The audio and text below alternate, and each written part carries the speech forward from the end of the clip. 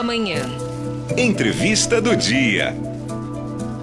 Economista e professor universitário, toda segunda-feira, ele, Euclides Teixeira Neto, irmão de Fred e Cadinho, fala aqui no Nova Manhã Araçatuba sobre investimentos e de vez em quando dá dicas para você economizar. Hoje o papo é sério e bem interessante. Na verdade, como sempre é, né, Neto? Ele fala da importância do orçamento doméstico, de ter todas as receitas, contas e gastos na ponta do lápis. Bom dia, Neto, tudo bem? Bom dia, Marcelo, bom dia, Lilian, bom dia. JJ, bom dia, Rodrigo Treco, bom dia não também, é? Né? Você não tinha falado o nome dele no início, eu fiquei preocupado. Né? É que essa parte do Face fica com a Lilian, então quem entra, ela tá lá, mas a gente sabe que ele pode não falar o bom dia pelo Face, mas está sempre ligadinho, né? Vamos lá então, orçamento doméstico? Bom, primeiro vamos entender o que é um orçamento doméstico, né? Vamos lá. Todo mês nós temos os gastos da nossa casa. E dentro desses gastos, nós deveríamos ter um valor que separaríamos para esses gastos, né? E o que sobra é o dinheiro que nós iríamos guardar. Só que nós temos que ter um pensamento assim um pouquinho diferente, que é nesse sentido. Eu tenho que ter um dinheiro, eu vou ter os gastos familiares, e o que sobrar é para lazer e poupar. Então a gente tem que imaginar a primeira coisa, gastos, depois o que sobrar é lazer e poupança. Poupança, quando eu digo, não necessariamente guardar o dinheiro na poupança, mas sim guardar o dinheiro em qualquer tipo de fundo, qualquer tipo de local, né? Mas um outro ponto importante é o seguinte, uma pessoa que ela queira fazer o seu orçamento, ela precisa primeiro organizar suas contas, né? O que seria organizar as contas, né? Então você pega ali uma folha de papel ou então de repente ali uma planilha no Excel, coloca tudo lá os gastos que você tem. Eu sugiro inicialmente, para quem for começar isso daí hoje, pegar uma folha de sulfite ou um caderno, qualquer coisa assim, e dividir ali nos 4 ou 5 blocos.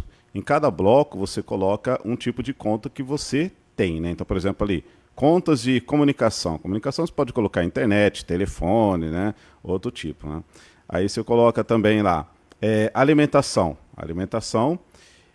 Coloca também outras contas que estão relacionadas com habitação, né? Nesse caso, paga aluguel, paga financiamento da casa, né? Então você coloca todas essas contas e você soma. Tudo de forma assim departamentalizada, né? Para quê? Para que depois que você tenha todos esses valores divididos, você possa comparar uma conta com a outra. E o que vai acontecer? Você vai perceber que algumas contas você tem um gasto muito maior que o outro. Se você conseguir fazer ali os cálculos percentual, seria até interessante, porque você vai ter uma noção melhor de como que estão suas contas. Depois que você consegue fazer essa visualização e comparar todas essas contas para ver quais têm maior gastos e para onde está indo o dinheiro, você começa a perceber que você pode ter um orçamento doméstico a partir daquilo ali. E o orçamento doméstico não é simplesmente você orçar, mas sim melhorar esse orçamento doméstico. O que você vai fazer depois, né? Você vai tentar reduzir aquelas contas as quais que você considera com gastos desnecessários naquele momento. Então, por exemplo, alimentação. Você vê assim, nossa, alimentação está pegando ali 40%, 50% de todos os gastos que eu tenho em casa, né? Então você precisa dar uma focada para saber o que eu estou gastando em alimentação que possa estar excedendo e ultrapassando 40%. Tipo parar de pedir comida fora. Isso daí também gasta difícil, um pouquinho. Mas... Exato. Gasta um pouco mais, né? E tem uns estudos do IBGE que diz o seguinte, né, que mais de 60% da população brasileira não faz nenhum tipo de contas, né, ou de planejamento, nenhum tipo, né? A gente pode, eu até 60%? Eu até me surpreendi que eu pensei que fosse percentual bem maior. Mas eu imaginei que fosse. Mas devido à crise econômica, muitos brasileiros são obrigados hoje a fazer algo que não era do costume nosso, né? E essas contas aí que tem que ser feito, elas vão te dar uma visualização de como é que está a sua situação. E você pode ali comparar os períodos e conseguir melhorar.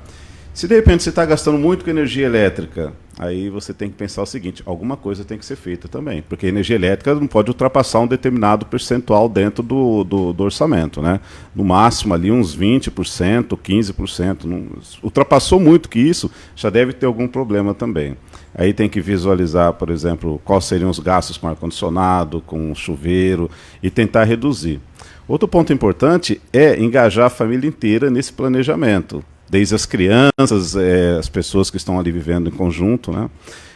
E também, claro, tem uma coisa importante em relação às crianças, na parte de educação, né? A gente não pode falar muito assim de dinheiro com as crianças, só dinheiro, dinheiro, dinheiro, porque a palavra, às vezes assim, a palavra dinheiro não é muito bom para ficar falando com criança, que a criança ela acaba se sentindo até um pouquinho coagida, mas sim demonstrar que a utilização sensata dos recursos que tem na casa é uma coisa inteligente, é uma coisa de se fazer e vai sobrar um dinheiro, nesse caso, para adquirir algumas coisas legais que as crianças gostariam de ter, né? Então, se você ficar menos tempo no chuveiro, aí no final do mês a gente sai para comer uma pizza, tal. Então tem que ser uns incentivos desse tipo, né?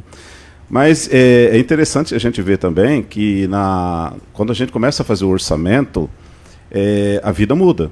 A vida das pessoas muda totalmente, porque ela vai conseguir visualizar seus gastos e, principalmente, ela vai conseguir economizar.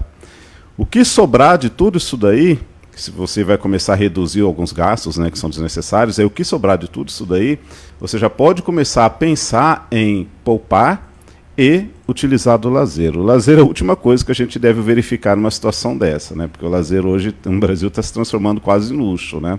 E o lazer ele também é algo, por exemplo, eu vou sair para comer uma pizza, é um lazer também, porque você está saindo, vai tomar uma cerveja, é um lazer. Vai ao cinema, tudo isso daí é lazer. Então o lazer ele tem que ser colocado no último e tem que ser alocado com o valor que sobrar. Então o ponto principal é a gente organizar essas finanças no sentido de que essas finanças elas não podem exceder o valor que eu tenho também, o orçamento doméstico, não pode exceder, e as pessoas têm que fazer alguns cálculos para tentar fazer sobrar, embora eu sei que é muito difícil na situação que nós estamos, né? Mas não existe outra forma. Né? Ô Neto, quero fazer uma sugestão então para a semana que vem, ou mesmo para as próximas semanas, se você analisar e chegar à conclusão que podemos constituir uma série, assim será feito. Podemos utilizar modelos de orçamentos, porque existem vários, né?